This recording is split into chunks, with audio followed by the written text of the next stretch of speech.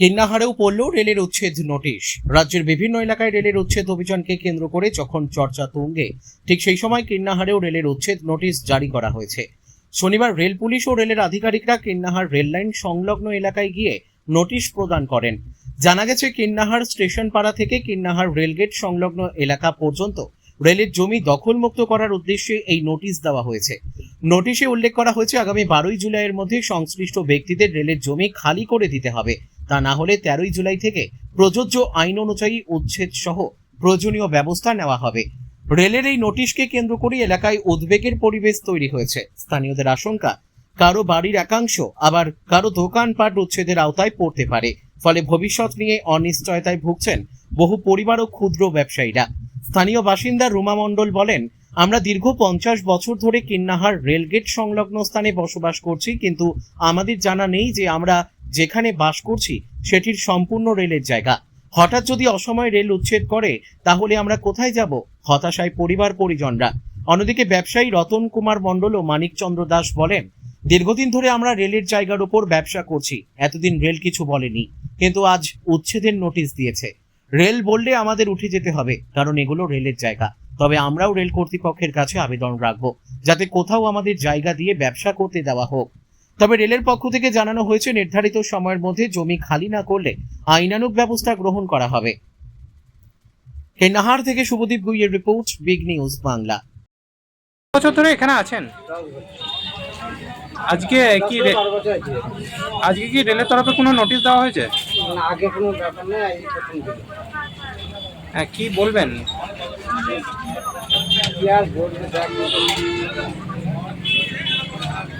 মানে এখন তাহলে আপনারা কোথায় যাবেন? এই যে এখন চিন্তা, একটু ব্যবস্থা করে দিলে ভালো হতো। মানে রেল চিন্তায় পড়ে গেছি, গরিবের সব ছেলে, সবাই তো গরিব নিয়ে খাচ্ছে ধরা। মানে রেলকে এখন চাইবেন যে কোনো ব্যবস্থা করে দেওয়া হোক? একটু ভালো হতো, ওইটাই সবাই সুবিধা হতো।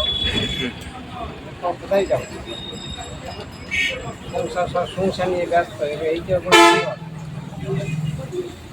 কতদিন সময় দেওয়া হয়েছে? 15 দিন। তার মধ্যে কি উঠে যেতে বলেছে?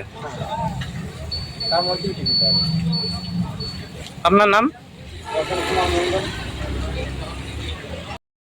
এখানে ব্যবসা করছেন? পুরুষের ব্যবসা। আজ বাবা করে রয়েছে, এবার আমি করছি। আজ এই হঠাৎ রেলের উচ্ছেদ নোটিশ, কি বলবেন? নোটিশ কি বলবো, আর রেলের জায়গায় ব্যবসা করছি আমরা, আমাদের আর বলার কি আছে। আচ্ছা, মানে এরপর তাহলে কোথায় যাবেন আপনারা? কিছু কি ঠিক করেছেন বা রেলকে কিছু জানিয়েছেন?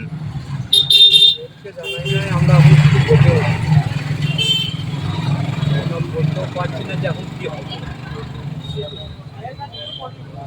মানে ছোটখাটো একটা ব্যবসা করে আপনাকে চালাতে দেখা যায় এখানে।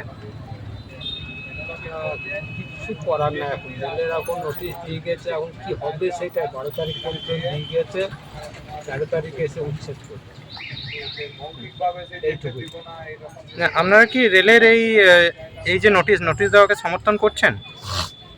কিছু করার নাই তোমার, আমাদের তো কিচ্ছু করার নাই। আমাদের তো কিছু ডকুমেন্টস নাই যেখানে রেলের জায়গায় ব্যবসা করছি।